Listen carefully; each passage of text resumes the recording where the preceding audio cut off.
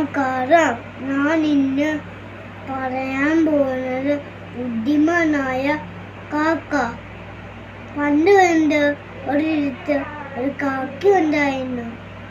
കാക്ക ദാഹിച്ച് വലഞ്ഞ് പറക്കുകയായിരുന്നു.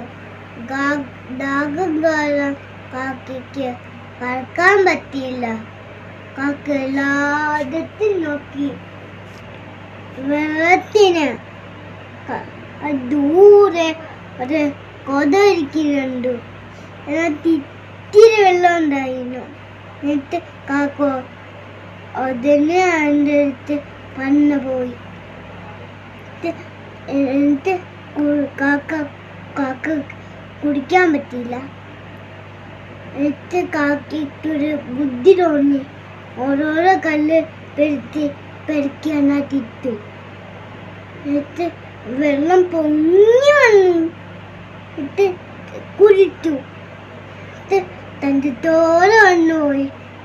ഈ കഥയിൽ ഗുണവാദം എന്താ? ബുദ്ധി ഉണ്ടെങ്കിൽ എല്ലാ തകരെയും നമുക്ക് നേരിടാം. നന്ദി, നമസ്കാരം.